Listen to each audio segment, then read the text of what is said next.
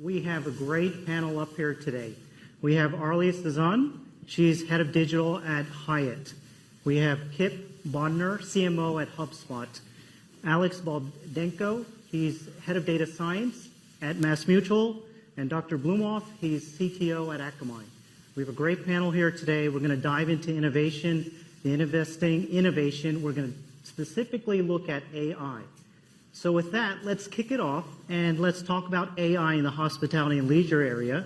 Arlie, what are the AI use cases that customers are seeing today, and what should we expect around the corner? Thank you. Yeah, exciting to be here. We do have a lot live today. We've been actively experimenting in the AI section for some time, and I think the generative bug got all of us about 1.5 years ago, and since then we've been able to release some really exciting consumer-facing items.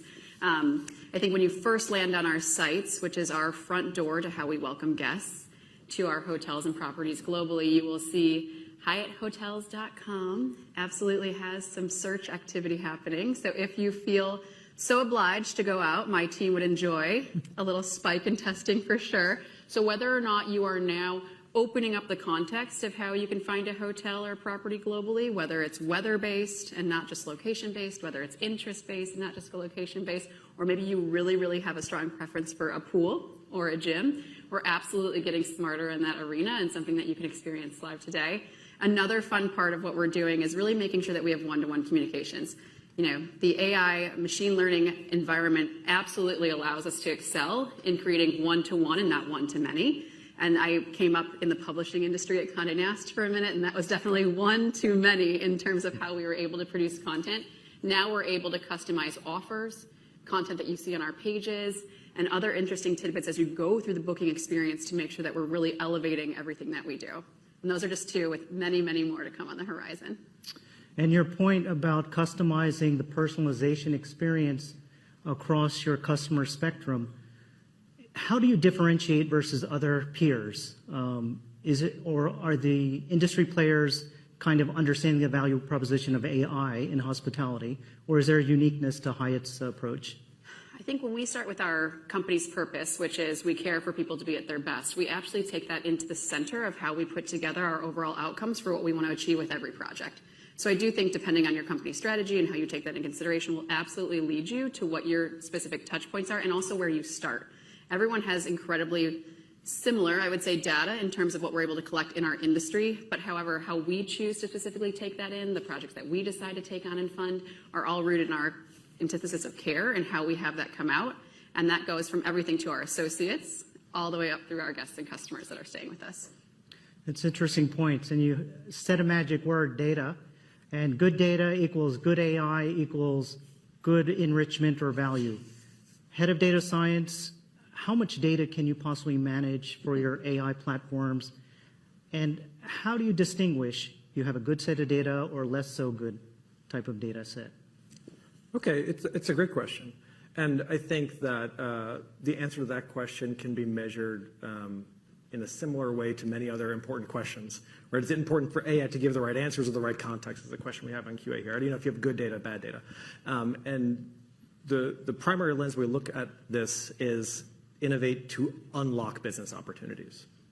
And so the isolated metric on the quality of data is interesting, but becomes important in the context of specific opportunities. So in particular, we're really excited at MassMutual to be the first U.S. insurer to offer our policyholders free access to WISA Assure. WISA Assure is a chat-based, AI-powered mental health and well-being app.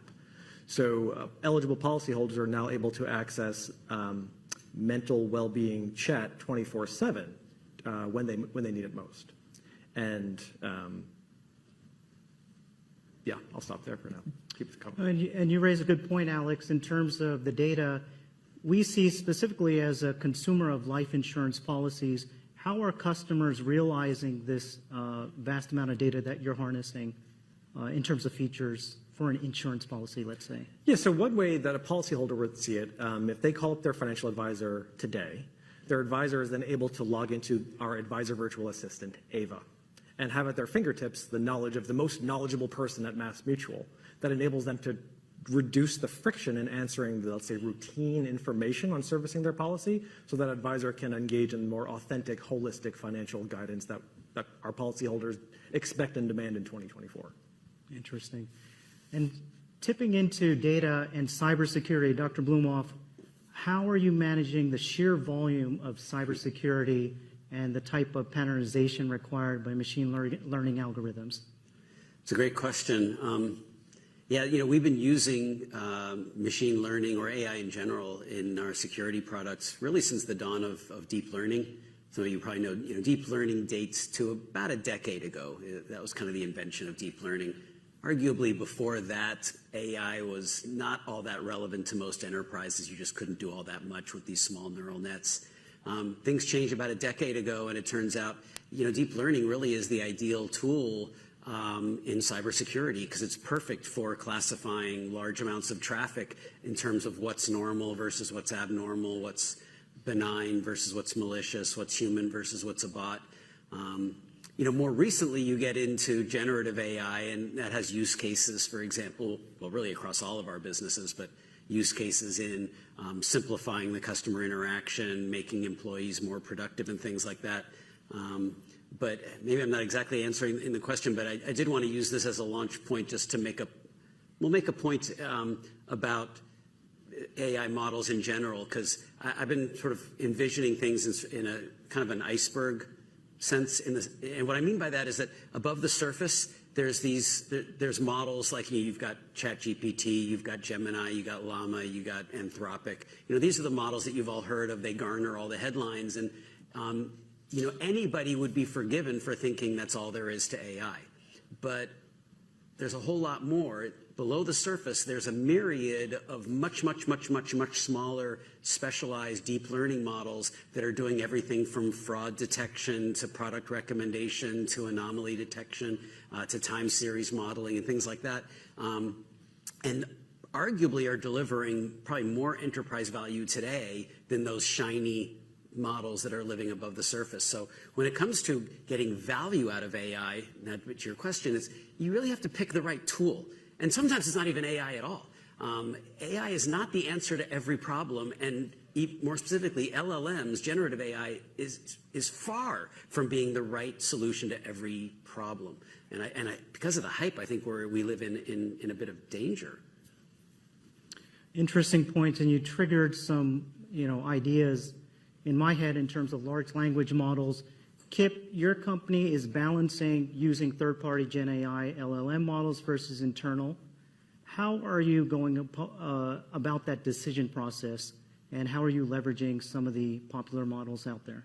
Yes, if you think about the CRM space, which is the space we're in at HubSpot, you're talking about customer-facing use cases, and I think the point of you have to pick AI that's right for the job. What AI is best at right now is really large-scale guessing. It's really good at large-scale guessing, which comes down to, from a use case perspective, to, maybe AI can, at scale, recommend the right customer service article or answer. If you are a salesperson, you're trying to prospect out and get new prospective customers, and you don't know that much about them, AI can infer a lot and make that outreach much more scalable and much more personalized. And in the marketing side of things, AI can help you research, draft, and get a lot of the messaging and content together for your different campaigns. It can also automate a lot of the operational infrastructure for the campaign. So what we're trying to do is work with the best LLMs to basically provide those customer points of engagement. And then obviously we are going to have to do fine-tuning and kind of deeper learning on those models to deliver for those specific use cases in the product.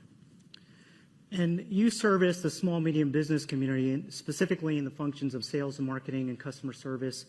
What are their top 3 use cases for AI today that you're hearing?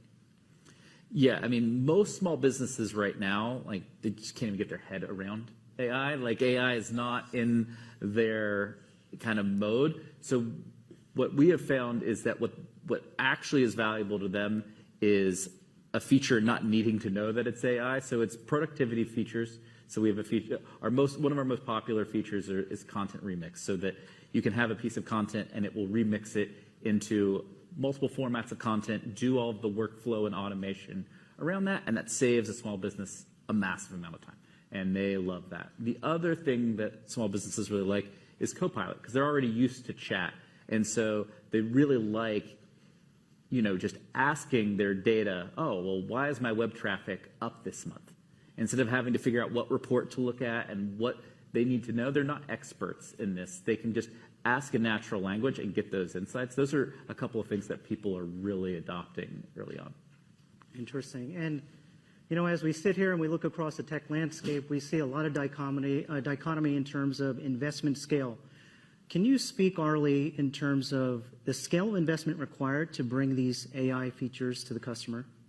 Yeah, absolutely. And I think it's probably different for every company, right, on where they are. I think we just heard some examples here on where you have it stored, how centralized you are already, how good the data is and how clean it is, and then what you're actually trying to accomplish with it. We've had a very exciting, I think, progression at Hyatt, where we've been very fortunate to have our CEO. We operate in agile pods, and he joined and led the pod. So a little bit of a surprise. Welcome Mark Hoppelmazian into the room. And I think from that perspective, though, that helped unlock, obviously, urgency, attention, and also garnered and helpful, for the person at the top leading those investments, how that looks. We then, I think, took a pretty structured look at what is return versus investment on a lot of these things. And because we started with consumer-facing first items, while also looking at productivity, but specifically in the consumer-facing ideas, being able to wrap a business case around on those is a little bit easier, right? Because they're usually tied to revenue-generating opportunities. And so for us to be able to put that out, have the entire executive committee really be engaged in those ideas as well, and then help us determine and then next fund those ideas has been a really productive thing for us internally. And I think also just obviously garnering, executive team attention to this item and having it be a really excited top-down push has been nothing but an unlock for us. And when we think about investment in life insurance and the scale of policy and customer base that you have, Alex, what did you have to do your tech stack to enable some of the AI features? And you mentioned the mental health app that you have just pushed out over the past year. Yeah, I think, well, first I want to comment on one theme that I think we've noticed across all our panelists, which is that generative AI is like this golden hammer that many stakeholders are coming in and saying, hey, I would love to use this golden hammer. And you can look at that as a risk, and there's also an opportunity, right? The opportunity is, I'm so glad that you're interested in creating value with me, leveraging this. Let me show you my toolbox where I have several other tools, many of which are cheaper, scale more efficiently, and have less risk associated with them. Not everything's a nail, right? Let alone a golden nail. Exactly, precisely. And so the question of how we scaled our technology stack is really rooted in the way that I think many enterprises explore this, which is in early 2023, we said, okay, there's a new tool here. Everyone's excited. We have Gen AI mania. Let's rapidly and responsibly explore what value opportunities might be unlocked by this technology, right? And so our technology investment was not, let's build it and hope they come. Let's start with business cases. They could be ideas, right? We're innovating here. It doesn't have to be a fully baked business case, but start with ideas. Don't start with what does this tool do? And so the way that we've scaled up has really been opportunistically based on use case. And success has been measured the same way that any business initiative would be measured, by the success of the program rather than by let's say, the quality of the prediction or the frequency of hallucinations. And along that line, Dr. Blumofe, when we think about tech infrastructure, a lot of change in terms of transformation to the cloud. How has your company managed that, and how does AI impact? Well, we've wanted to take an approach of sort of enabling AI across the whole company, sort of to the point of that, okay, not everything is a nail, but not everything is an LLM either, to my earlier point. There's a lot of different AI models out there and a lot of different approaches. And given that breadth, there actually are good AI solutions to many, many problems, and it's applicable across large swaths of the company. So rather than try and take a centralized approach and have a sort of an AI organization that builds the AI technology for the company or has to make a large investment there, the approach has been really one of sort of grassroots enablement. And that's been a big part of my job as CTO, is to basically enable everybody at the company to understand what it is, how it works, what its limitations are, and basically enable anybody at the company to use AI, but do so in a responsible and sane fashion. And that means that we're adopting AI in many, many places across the company, but doing it in sort of a right-sized fashion. Again, not everything is a giant LLM, and that helps minimize the investment also from the point of view that, LLMs are expensive to run, but if you can solve the problem with something much like a smaller deep learning model at potentially 1/1 billionth, and I mean a billionth of the cost, well, you don't need to buy those NVIDIA GPUs. You can get by with a much more efficient solution that actually is going to work better and have far less risk associated with it. So starting with an investment in enablement, I think, is reaping rewards for us.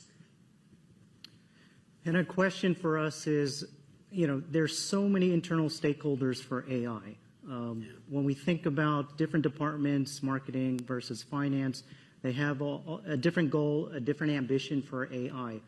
Kipp, how do you decipher what is a higher priority AI project and which has a higher ROI, which is several years out, which a lot of people don't have that type of visibility?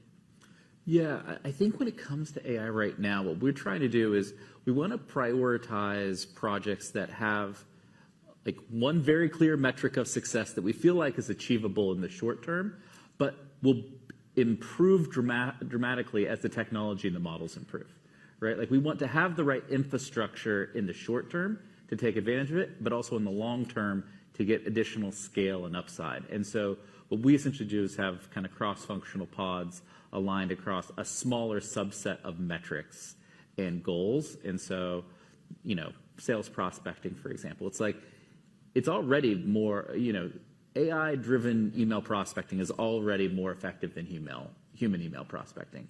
But as the models get better, you are then going to have that same motion apply to specialized selling, to other aspects of the sales process, and that we can kind of take the infrastructure that we're building now and apply that in future cases. And what is that metric that you looked at for sales prospecting specifically? Yeah, so if you think about the sales prospecting, it is, how much productivity per rep could we basically drive? So if you, let's say most companies have kind of a business development rep or a SDR function, you can say, hey, well, I can generate the equivalent of 30% of my team, 40% of my team, whatever that may be, like you set a benchmark, and you kind of chase after that. And that doesn't mean that you hire less people. It means you have better market coverage for us. We're in a big greenfield market, and we want to go after that market as fast as we can. Let's zoom out a little bit. We're talking about AI. Arlie, how does AI rank in terms of your digital innovation priority list? Yeah, I think it's just in the mix, right? I think that's what you kind of get used to working in this field, is that there is nothing that's ever not net new or pushing, right? And that could be a new language that you're developing in. It could be a new tool that's coming out. And I think the good thing about AI is it's been around, right? I think, as Robert said, this is not a net new, right? I think the attention is net new, which is exciting, right? And we're excited about that. And I think anytime you can garner excitement to corporate budgets, to investment, that's even more exciting, right, for us? And I think in that same vein, we see it coming up in a lot of our partners, I will call out as well, right? Because it's not just large businesses, it's partners that we partner with are also digging into this. So finding point solutions that we want to engage with there. It's something that we now look out for in our net new contracts as we go up through re-signings. It's also obviously deeply embedded, and I think in the digital team, so product, engineer, design, under my privileged, watchful eye, I get to also just know that my team is honestly thinking about it all the time, because they too are using it, right? They're using it in their personal lives, they're using it in their work lives, and so to be able to bring that forward, they are just used to being in the environment, right, an agile environment of wanting to progress in that way. And so I think when we take all of that into consideration of what we do in our normal day-to-day, it's absolutely just another vein in the same way that we felt mobile come in, right? We felt a mobile innovation wave come a few years ago, and now we're feeling, another wave of just new products and new services that we can integrate to make our experiences even that more robust. And when we think about a framework for an organization or a corporate structure for an AI council, Alex high regulation in insurance and financial services. Do you have that internally at MassMutual? Yeah, we have, I would say, informal. We don't use the term AI Council, but in our business, as with many, trust is paramount, right? So I mentioned earlier when we started in 2023 with this new tool, Gen AI, we did a rapid and responsible exploration. So we did that by explicitly de-risking how we explore these, right? And I think there's always a question, does the council help or hinder the use of AI in the business? And my answer is, it depends on where you're standing, right? I think very often business partners feel like we're left out. Things are moving slower than we want it to move, right? And in some sense, that's the purpose, right? Was this famous Mario Andretti quote? Brakes don't exist to make a car go slow. Brakes exist so that the car can go fast, right? So an AI council that we have at MassMutual is ensuring that we're making the right investments, making the right choices. It's something that we've felt pretty passionately about at MassMutual for some time. Preceding ChatGPT and LLM mania, we independently stood up an AI governance council. So kind of we're doing responsible AI before responsible AI was cool, because this is something that we think is important to continue delivering on the generations-long trust and commitments that we've had with our policyholders. Interesting. And as we consider this topic of digital innovation and AI, what comes to my mind, Dr. Blumofe, I'm thinking, what is your advantage relative to other peers? We hear good AI stories. We hear the good investment AI cases. How can an investor differentiate Akamai's AI pathway may have a higher ROI versus company A, B, or C? Well, I don't think it's AI per se, but I think it has to live in sort of a broader context to evaluate one company against others in any particular vertical or any particular area.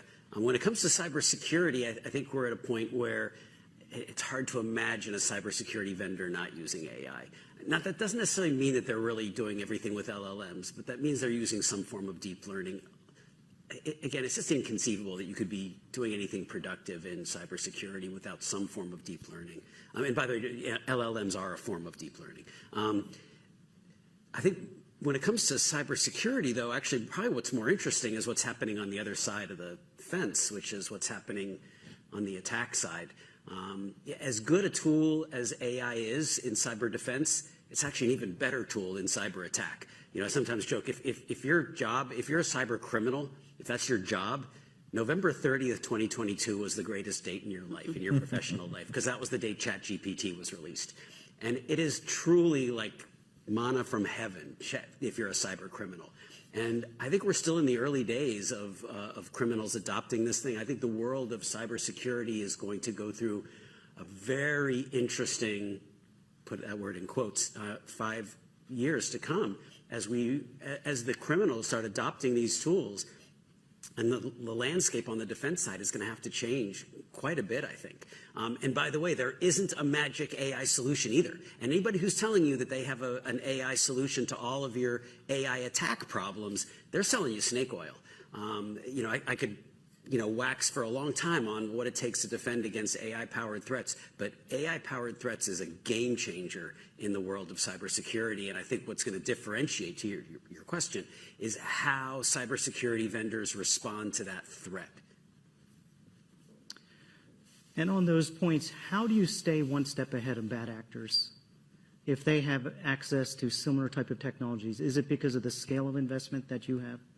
Scale is a very important part of it. The technology, the data. I think this was maybe your first comment. It is absolutely true that the quality of AI depends on the data. I mean, everybody's got the same models, right? LLMs are all based on a thing called a transformer model. Everybody's got transformer models. There's no differentiation at all.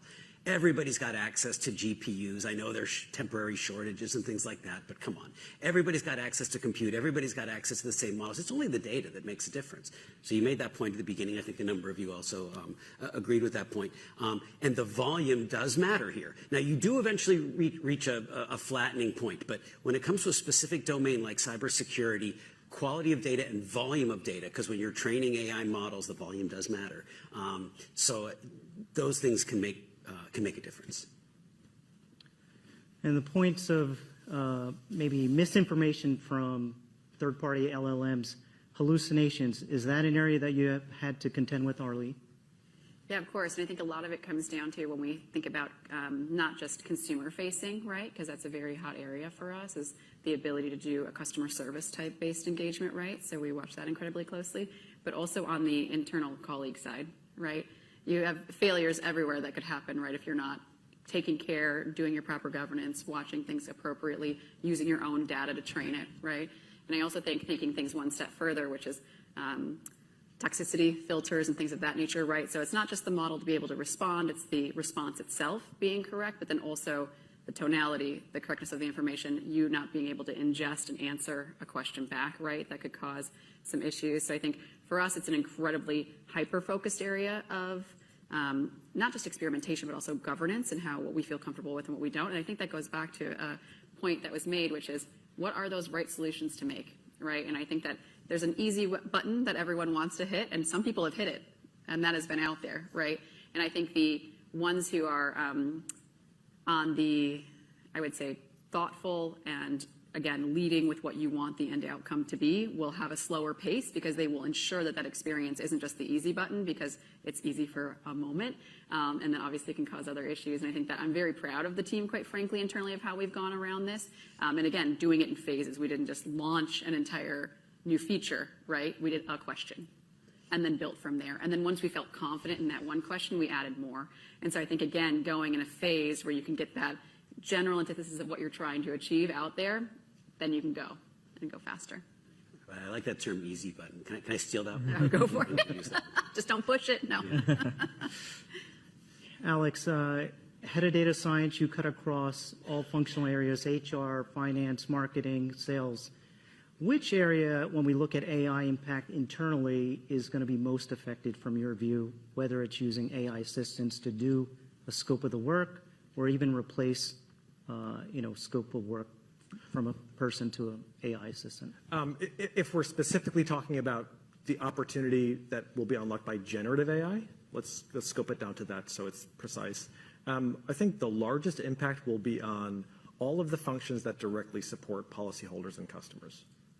And the impact will be by enabling the existing experts to outperform their previous selves by increasing their efficiency, the quality of the service, and I don't necessarily just mean customer care representatives, but financial professionals more broadly, fiduciaries, even lawyers, to improve efficiency, quality, and the satisfaction that they have with their own jobs, as well as the satisfaction that they give to their customers. So things like reducing claims time, reducing the time to take a loan out, reducing the time to instantiate and support trusts and wills are all things that are actively getting worked against. And these cut across those functions of financial professional, fiduciary, lawyer, customer care representative to deliver that holistic experience that policyholders expect. Kipp, same question. A lot of automated tasks in sales are being addressed by new technology. How is that going to impact the salesperson, future, and time prospects as employment? Yeah, look, if you look at the go-to-market sales, marketing, and customer service, there are a few, I think, fairly obvious things that are going to happen. Sales and customer service representatives are going to get transformed with Copilot, and AI is going to make them incredibly more efficient, just as Alex said. Like, that is 100% true. The other thing that might be slightly counterintuitive is go-to-market models will become a lot simpler, because what happens now, let's say you are a big infrastructure technology company or a big manufacturer, you might have a field sales rep, some specialty product sales reps, then you've got a contract manager, you have 10 people trying to get this deal done. You're going to be able to automate a lot of that technical knowledge and make that accessible directly to the end customer and reduce a lot of the friction in the buying process. I think it's never been a better time to be a customer and to have a better, smoother transaction, and it's only going to get better over the next few years. And I think that's what's going to really transform in the go-to-market. Interesting. And thinking about challenges, Dr. Blumofe, you have over 2 decades of experience at Akamai. What was an oh wow moment from an AI or a new technology over the last 5 years from your eyes? Well, deep learning was one of those. Again, before deep learning, AI was by and large irrelevant. It was kind of an academic curiosity. I studied AI in grad school at the grad level, and in fact, I'm married to an AI person.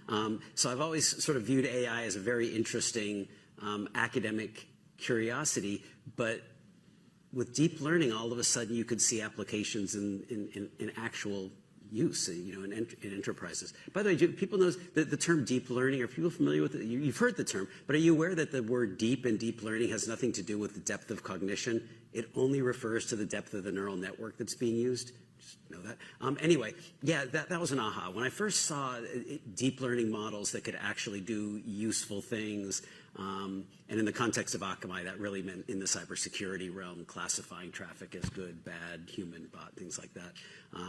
And then, obviously, the other one I think for a lot of people was when you first saw a demo of a large language model. LLMs, by the way, predate. I mentioned this, November 3rd, 2022. LLMs predate that by quite a bit, by 3, 4, 5 years, something like that.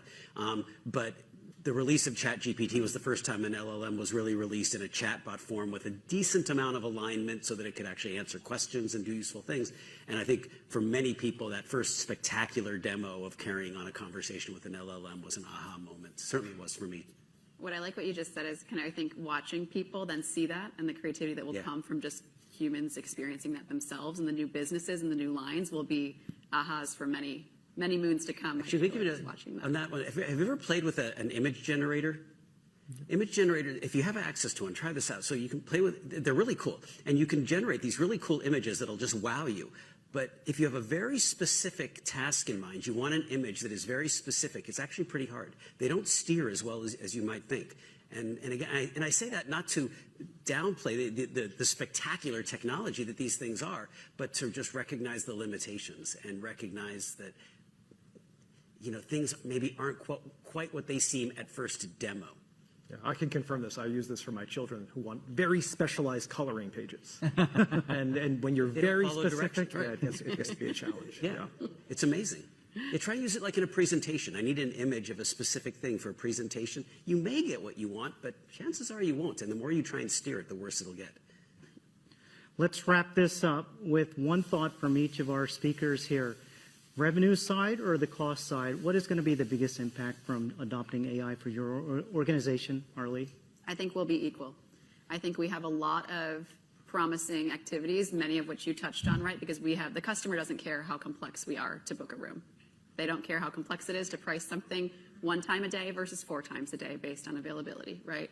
But I think what will be equally interesting is we will be able to find our guests, we'll be able to find our members, we'll be able to grow our business because we will be out front in what those use cases are and being experimental with it. So I think we'll see an even return.